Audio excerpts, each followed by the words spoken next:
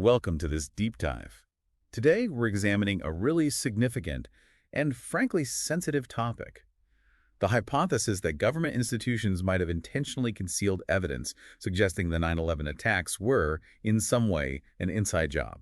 It's definitely a heavy subject, and we should state up front, our goal here is to objectively look at the claims, the reasoning behind them, and the available information without taking sides. Right. Because there are strongly held beliefs on all sides of this. We want to understand the arguments being made, focusing on things like perceived inconsistencies in the official story or evidence proponents believe was ignored or hidden. And it's also crucial context to remember that official government investigations, like the 9/11 Commission and numerous independent reviews, have looked into these theories. They've consistently rejected them. Yes, they've consistently concluded against the idea of an inside job. So that's the backdrop for our discussion today. Okay, let's start with the core claims. You often hear acronyms like LIHOP and MEHOP thrown around. Can you break those down for us? Sure. LIHOP stands for Let It Happen on Purpose. The idea here is that certain government officials might have had foreknowledge of the attacks. They knew something was coming. Potentially, yes. And according to this theory, they deliberately didn't act. Maybe ignored warnings, maybe weakened defenses, effectively allowing the attacks to proceed, perhaps for some, strategic reason. Are there historical parallels people draw? Sometimes you hear comparisons to allegations surrounding Pearl Harbor, the idea that warnings might have been ignored there too. It taps into that suspicion of deliberate inaction. Okay, so that's LIHOP. What about MIHOP? Sounds more active. It is. MIHOP means made it happen on purpose. This theory goes much further. It alleges that government officials didn't just allow it, but actively planned and executed the attacks themselves. Wow. So potentially collaborating with or maybe even framing groups like Al-Qaeda? That's the assertion in various forms of the MRF theory, yes. How exactly this was supposedly done varies quite a bit among proponents. And for people who believe these theories, what's the ultimate goal? What are they trying to achieve by raising these points? Often, the immediate aim for many in what's called the 9/11 truth movement is to discredit the official account. They want to show it's fundamentally flawed. And the hope is? The hope is usually to build enough pressure, enough doubt to force a completely new, independent investigation, one they believe would uncover what they see as the real story. All right. Let's dig into some of the specific points raised. One major area is these allegations of foreknowledge. The stock market trading before 9/11 often comes up. Yes, that's a recurring theme. It centers on unusual activities, specifically the buying of put options for United Airlines and American Airlines stock just days before the attacks. The options. Those are bets that the stock price will go down. Exactly. So the argument is someone knew these airlines were about to be involved in a catastrophe, knew their stock would plummet, and tried to profit from that secret knowledge. Was this just anecdotal, or was there any formal analysis of this trading? There was. A study published back in 2006 in the Journal of Business looked specifically at this. The researcher concluded that there was unusual option market activity for these airlines. Consistent with insider trading. The study suggested it was consistent with trading based on advanced knowledge, yes. It highlighted the high volume of put options bought compared to call options bets. The price will rise, especially in the days leading up to September 11th. Can you give us a sense of the scale? What were the specific patterns? Well, for instance, on September 6th and 7th, the Chicago Board Options Exchange recorded a really significant jump in put contracts for UAL, United's parent company, compared to calls. And for American Airlines, too. A similar spike for American Airlines puts happened on September 10th. We're talking thousands of contracts. And notably, this pattern wasn't seen across the board for other major airlines. Were other types of companies flagged? There was also some mention of unusual trading in options for companies like Citigroup and Morgan Stanley financial firms, expected to take big hits from the attacks. Okay, but the 9/11 Commission looked into all this, didn't they? What did they find? They did investigate it thoroughly.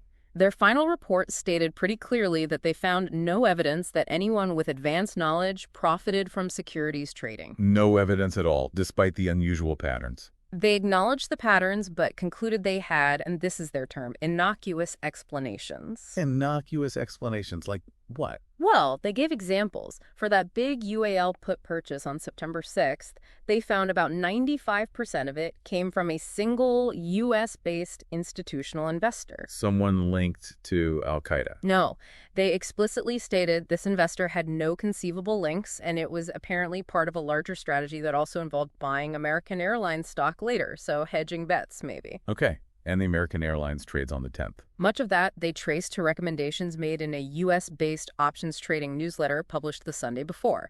So subscribers were just following advice. So the commission, along with the SEC and FBI, felt they could explain away these anomalies. That was their conclusion, yes. They said considerable resources went into tracing these trades, and they found plausible, innocent reasons behind them. All right. Another huge part of the foreknowledge debate revolves around NORAD's response, or lack thereof. What were the issues there? A key problem was tracking the planes. The hijackers turned off the transponders on all 4 aircraft. And the transponder is what tells air traffic control who and where the plane is. Right. It's identity, altitude, speed. Without that signal, the planes became much harder to pinpoint amidst all the other air traffic. Just blips on primary radar, if visible at all. What about the military's ability to intercept? Were fighter jets ready? On 9/11, there were only 14 fighter jets on alert for the entire contiguous U.S. That's not many. 14. Wow. Okay. And critically, there was no automated system back then for civilian air traffic control, the FAA, to instantly alert NORAD, the military command, about a suspected hijacking. They had to. Call them. Basically, yes. Pick up the phone, which obviously introduces delays. Plus, domestic hijackings had become really rare. The last one was decades before. So it wasn't something they were routinely drilled for, perhaps. That's a fair point. And even when NORAD did intercept a plane before 9/11, like golfer Payne Stewart's plane when it went off course, the interception took over an hour. Were there other rules or procedures that slowed things down? Yeah, a couple things. Rules barred supersonic flight over land during intercepts. And NORAD's focus was primarily outward-looking, on air defense identification zones offshore. There wasn't really a domestic system set up for this kind of internal threat. So given all that, how much warning did NORAD actually get? Very little. For Flight 11, the first plane, NORAD got about 8 minutes notice before it hit the North Tower. 8 minutes. For Flight 175, they were notified pretty much as it was hitting the South Tower. No real warning time. And Flight 77, the Pentagon plane. The FAA told NORAD it was missing, not even confirmed hijacked, just 3 minutes before impact. Not enough time to do anything, really. Not realistically, no. There was also a comment from Major General Larry Arnold regarding Flight 93, the one that crashed in Pennsylvania. What did he say? He indicated they might have had time to intercept Flight 93, but said NORAD was still awaiting authorization to engage, which could have meant shooting it down. Of course, the passengers fought back before that point. We should probably briefly mention a couple of other foreknowledge claims, too. Something about communications. Right. There were some theories often criticized for lacking solid proof that the attackers used information from Israeli communication companies to evade detection. It's remained a pretty fringe element. And the claims about Israeli agents being involved? Yes, that's a recurring conspiracy theory. One specific incident often cited is the arrest of 5 Israeli men who were seen filming the burning towers, apparently celebrating. Celebrating? That sounds suspicious. It was described as puzzling behavior by observers. The FBI investigated them and their employer. While there was some initial suspicion noted in intelligence circles, the FBI ultimately concluded they had no advance knowledge of the attacks. Okay. Let's pivot now to the World Trade Center collapses. This is probably one of the most debated aspects for inside job proponents. Absolutely.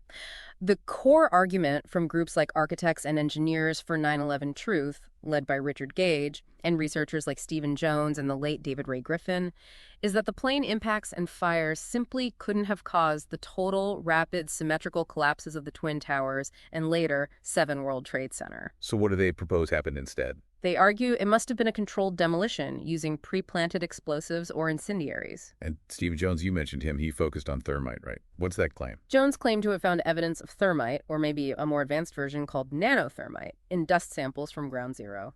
Thermite creates incredibly high temperatures, enough to melt steel. Was this published? He co-authored a paper in 2009 in the Open Chemical Physics Journal, claiming they found active thermitic material in these distinctive red-gray chips in the dust.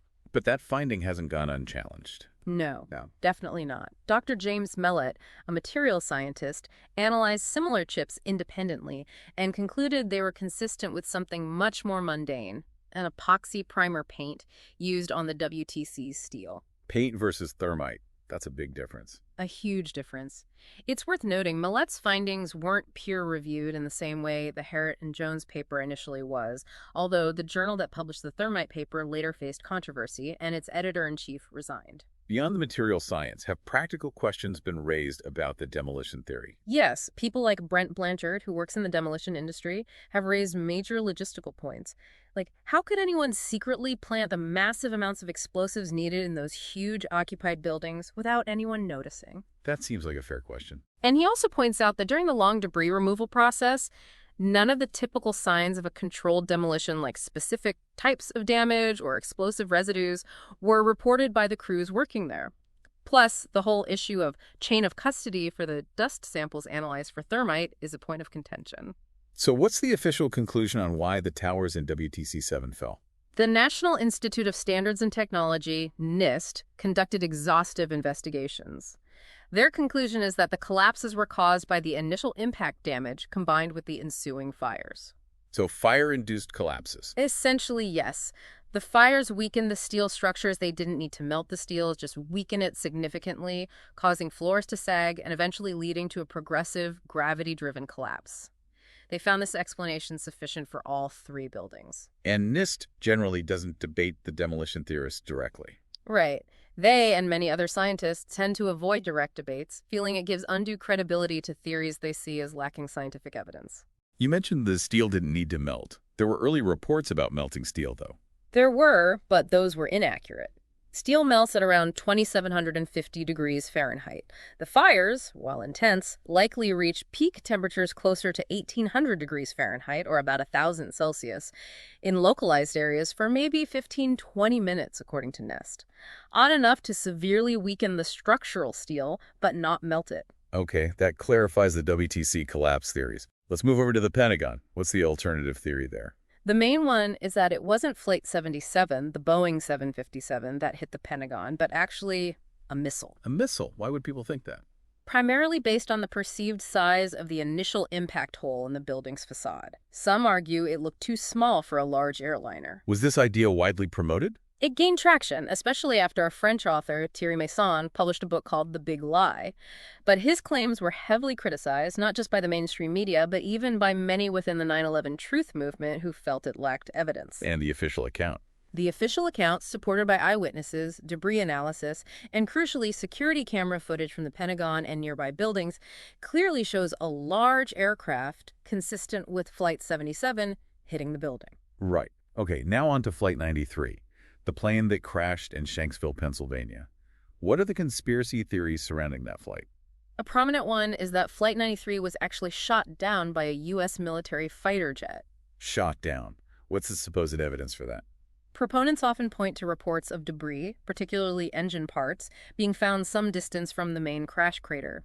They suggest this indicates an explosion or breakup in midair, possibly from a missile strike. Is there another explanation for scattered debris? Yes, accident investigators like Michael Hines, who worked on TWA 800, examined the site. He explained that a heavy part like an engine section could easily travel 300 yards or so upon a high-speed impact like Flight 93's. It's consistent with the crash dynamics, not necessarily an aerial explosion. What about lighter debris found even further away, like at Indian Lake? That's true. Very light material paper. Insulation was found miles away, but investigators attributed that to the wind carrying it after the ground impact and subsequent fire. Indian Lake is actually only about 1.5 miles, maybe a bit more, from the crash site itself. There was also talk of a mysterious white jet seen nearby. Yes, some theories incorporate sightings of a white jet, speculating it was the military plane involved in the shoot-down. However, the official explanation, backed by FAA logs and the pilot, is that it was a civilian Dassault Falcon business jet asked by air traffic control to descend and survey the crash site from above after the fact. And wasn't there a completely different theory that Flight 93 didn't crash there at all? The Cleveland landing theory. This suggested Flight 93 actually landed safely in Cleveland, perhaps based on an early, quickly retracted news report that confused it with another flight, Delta 1989. So the plane that crashed was A substitute. That's the idea in some versions, like those promoted in early films like Loose Change. However, even many within the 9/11 truth movement reject this specific theory because of the sheer amount of wreckage, identifiable parts, and human remains found at the Shanksville site, matching Flight 93. Okay, let's shift gears slightly. What about the hijackers themselves? Were their identities ever in question? Initially, there was some confusion. The BBC, for example, published names of suspected hijackers shortly after the attacks, and it turned out some of those individuals were still alive. How did that happen? The likely explanation, which the BBC later clarified, was mistaken identity due to very common Arabic and Islamic names. The FBI stated they were confident in their identification of all 19 hijackers through various means, including recovered remains and flight manifests. The New York Times also reported these as cases of mistaken identity. So the living hijackers' claim was based on early confusion. Primarily, yes. Once photos were released and more investigation done, the identities were solidified, according to official sources. Were there any, let's say, procedural failures regarding the hijackers getting into the U.S.? Oh, definitely. The 9/11 Commission found that 16 of the 19 hijackers actually had irregularities with their visas or passports and arguably shouldn't have even been allowed into the country. 16 out of 19. Yes. And perhaps even more significantly, the CIA knew that 2 of the hijackers, Khalid al-Mihar and Nawaf al-Hazmi, were known al-Qaeda operatives before 9/11. But they didn't stop them. Crucially, the CIA failed to share that information with the FBI or with immigration authorities, so both men entered the U.S. legally and were able to participate in the plot. A major intelligence failure. Let's touch on the allegations involving foreign governments. This gets complicated. Very. There have been various claims implicating elements within Pakistan's ISI, the intelligence service, possibly providing financial support. Theories about Israeli Mossad having foreknowledge also persist. And, significantly, allegations about potential support from figures within Saudi Arabia. Any prominent figures supporting these ideas? General Hamid Gul, a former head of Pakistan's ISI, actually voiced his belief that 9/11 was an inside job by the U.S., maybe involving Israel or neoconservatives. And a former Italian president, Francesco Cossiga, once claimed it was a CIA Mossad operation, though that was later walked back. Focusing on Israel first, what are the specifics of those theories? The conspiracy theories often suggest motives like pushing the U.S. to attack Israel's enemies or diverting focus from the Israeli-Palestinian conflict. A particularly damaging and false rumor spread widely was that 4,000 Jews or Israelis who worked at the WTC stayed home that day because they were warned. That's completely untrue. Completely false. It likely stemmed from early confused reports about the Israeli Foreign Ministry trying to locate Israelis near the WTC. The actual number of Jewish victims is estimated to be quite high, likely between 270 and 400, reflecting New York's demographics. 5 Israeli citizens also died. And organizations have condemned these theories. Yes, the Anti-Defamation League, ADL, has strongly condemned them as anti-Semitic, seeing them as a modern version of old tropes like the Protocols of the Elders of Zion. What about the allegations concerning Saudi Arabia? These have gained more traction over time. Authors Anthony Summers and Robin Swan, in their book The 11th Day, detailed claims of financial and logistical support provided to some hijackers by individuals connected to the Saudi royal family and alleged a U.S. cover-up. Has this led anywhere legally? There was a lawsuit filed by Lloyd's of London Insurance Syndicate against Saudi Arabia, accusing Saudi charities and banks of funding al-Qaeda.